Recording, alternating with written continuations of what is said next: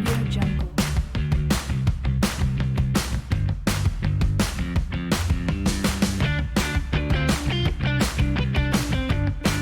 Audio Jungle.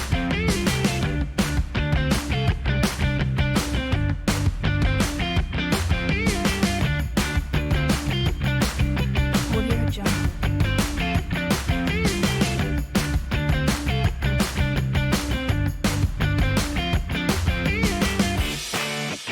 Audio Jungle.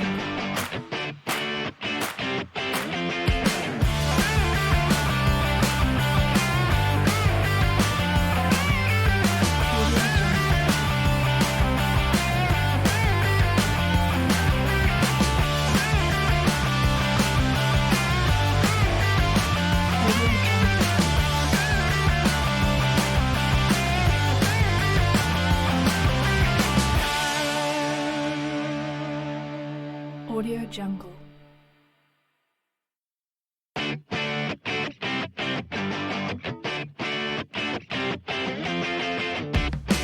Audio Jungle.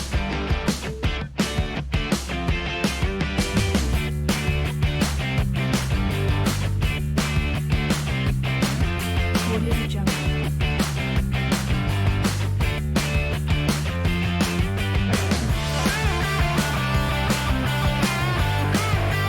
Audio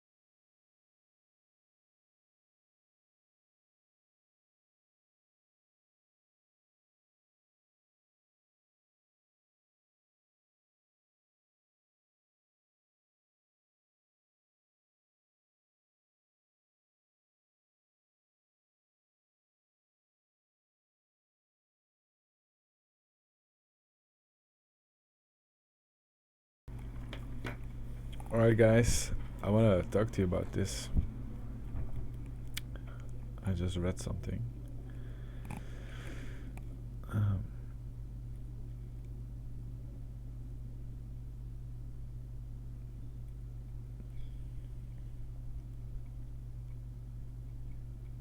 so, CoinShares released a couple of things today, or just now, I think. Bitcoin mining currently consumes more electricity than the entire country of New Zealand, according to a new report. But the cloud has a green line in. Researchers determined that much of the electricity comes from renewables, indirectly subsidizing environmentally friendly sources. Alright, that sounds good, right? So they're saying that Bitcoin is quite green. The produce part of Bitcoin is quite green. The report by London-based crypto investment firm CoinShares calculated that the global Bitcoin mining industry draws 4.7 gigawatts of power every second. Hashing computations for the proof of work algorithm consumes 4.3 gigawatts, up 0.4 gigawatts from the last CoinShares report in November 2018. Based on these figures, researchers calculated an annual consumption of 41 terawatts an hour of electricity. That's roughly 2.2 terawatts an hour more than New Zealand, a country of 4.7 million people, consumed in 2017, according to the country's electricity authority. The 41 terawatts an hour projection is based on the mining industry's estimated electricity consumption on May the 31st, the date the report was published. The consumption will change depending on the number of rigs active at any one time. Bitcoin mining is a seizable industry with annual revenue of about $5.2 billion in block rewards and $300 million in transaction fees in 2018. Right. So, however, I want to read this part, right? However, that doesn't mean the industry runs on coal, right? As found in the last two CoinShares reports, China remains a central hub for mining activity. Sichuan province, probably not pronouncing that right, in the southwest of the country, provides 50% of the global hash rate. So every 50% of Bitcoin mining takes place in China. I'm not surprised there. That means China BTC miners are largely running off of renewable sources. Bitcoin mining is acting as a global electricity buyer of last resort and therefore tends to cluster around comparatively underutilized renewables infrastructure, CoinShares found. So yeah, I kind of understand. So with Bitcoin mining, it's all new. So all you need is cheap electricity. You need a place to store the machines. You need a computer for a wallet. You need a lot of miners, right? And an internet connection, and that's it basically. And you need maintenance. Based on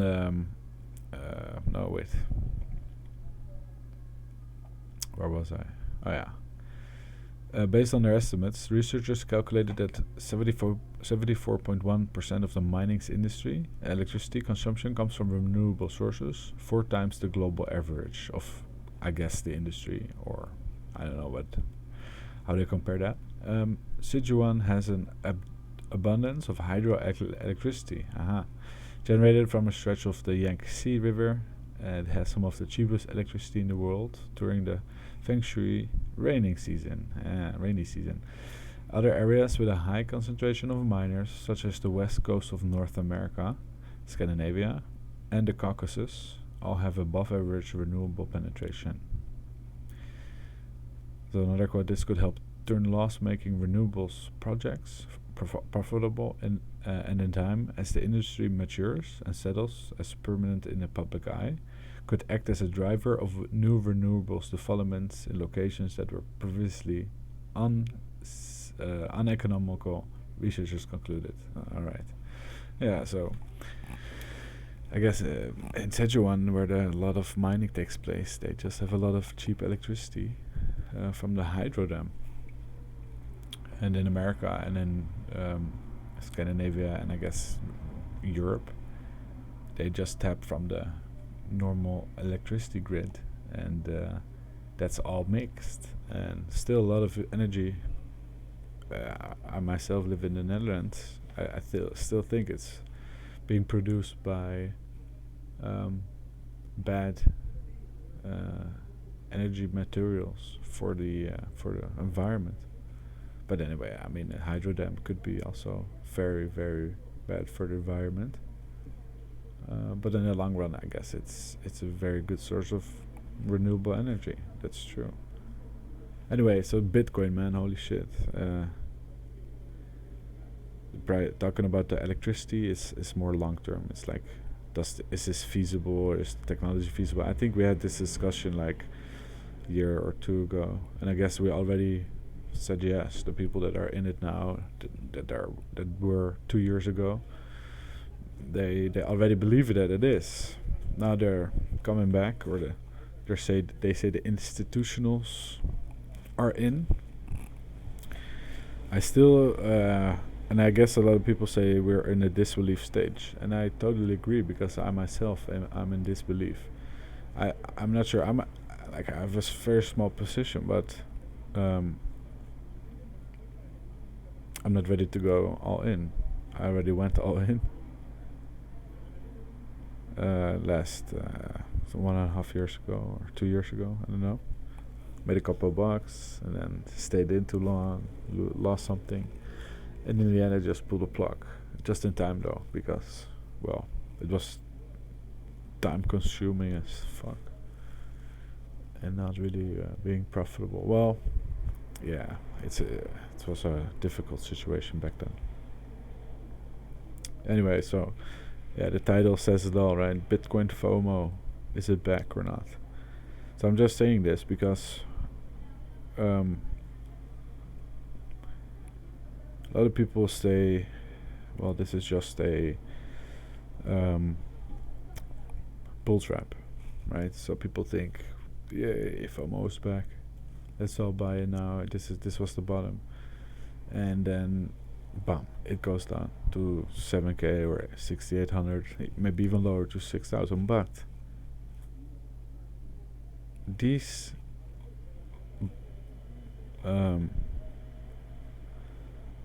patterns, man, I saw this before. I was looking before, but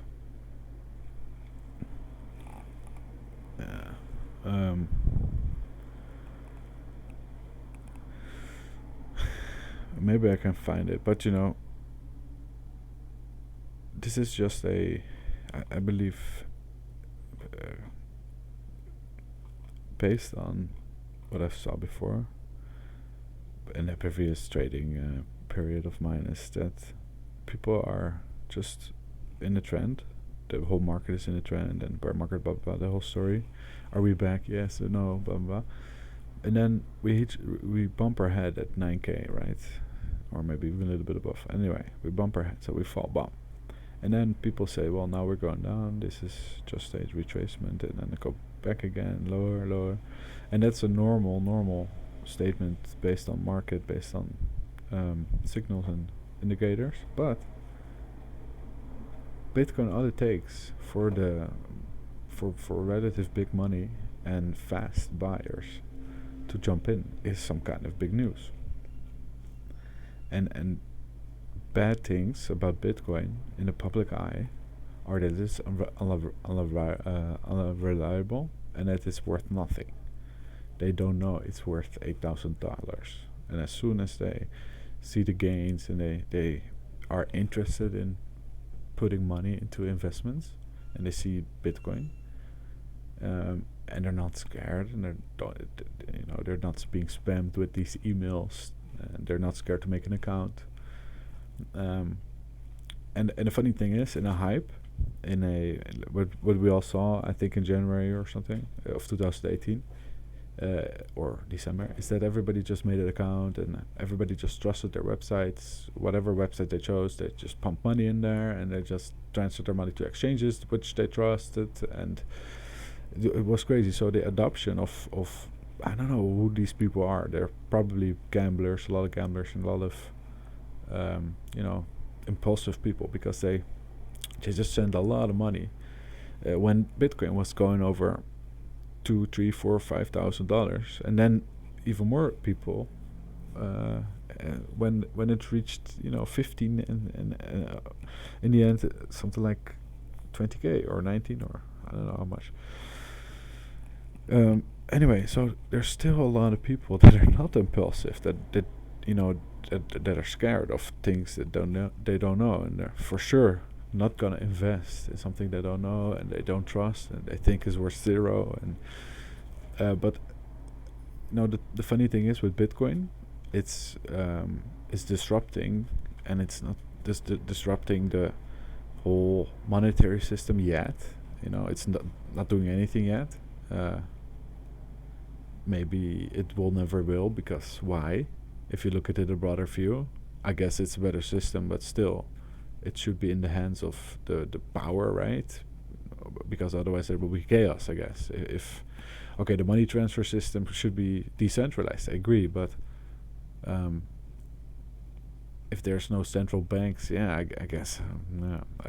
So I still don't see, I guess, the Bitcoin future. There's probably a lot of people that can explain this very well, but still, I'm just talking about something like a public view, and I'm part of that. So I'm having much fun trading this, and well, if anybody's listening, I'm not a financial advice, right? You should say this on YouTube, that you don't give financial advice so you don't get in trouble.